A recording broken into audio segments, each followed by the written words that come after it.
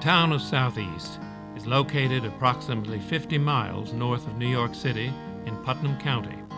It is bordered by the towns of Paterson to the north and Carmel to the west, Westchester County to the south, and Connecticut to the east. Within the town's borders lies the village of Brewster, whose history is interwoven with that of Southeast. At the present time, there are few signs of the bustling economic activity once centered in Southeast: farming and mill businesses, the early American circus, the hub of two major rail lines, the Tilly Foster iron mine, and the Borden milk factory. By the late 19th century, Southeast had grown from an early farm-based community to an important commercial center. However, by the 1920s, this had rapidly changed due to the construction of the Croton Reservoir system, which contributed to the demise of many local industries. The Southeast Museum, located on Main Street in the village of Brewster, is dedicated to collecting, preserving, and presenting the history of the town of Southeast, an area referred to as the hub of the Harlem Valley. The museum is housed in the 1896 Old Town Hall building, which is listed on the National Register of Historic Places. This video presents an overview of the town's history, highlighting the museum's collection and its permanent exhibits.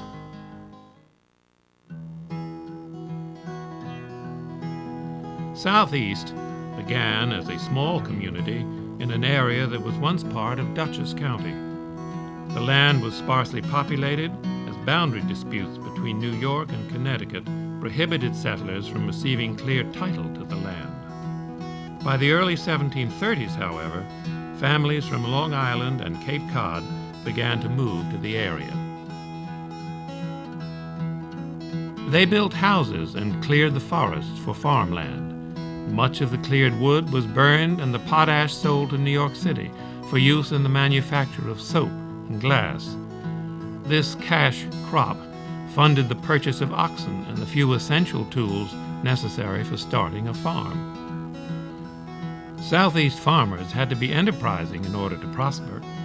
During the winter months, farm families made shoes from the hides of cattle that had been slaughtered to provide meat throughout the cold months. Some also made felt hats from the fur of muskrat and beaver trapped in the marshes. In fact, so important was this cottage industry that Southeast was once known as Hatsville.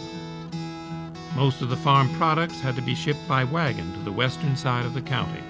From there, they traveled by sloop down the Hudson River to New York City. These early enterprises laid the foundation for future economic prosperity in the area. By the early 1800s, Southeast possessed a vibrant pre-industrial economy. Most of the available farmland had been cleared and planted. Many mills had been built for grinding grain and sawing lumber. Wealthier farmers accumulated cash for business investments.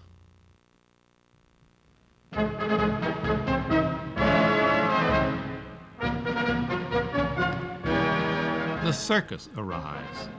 Equestrian feats, menageries, and acrobats. During the early 19th century, farmers in and around Southeast began to invest in a new and unique business venture. This area would later become known as the cradle of the American circus.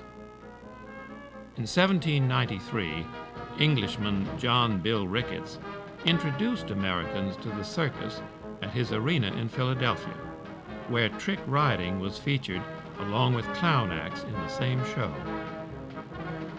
In the 1830s, farmers in Southeast and neighboring towns began showing menageries, collections of exotic beasts from faraway lands.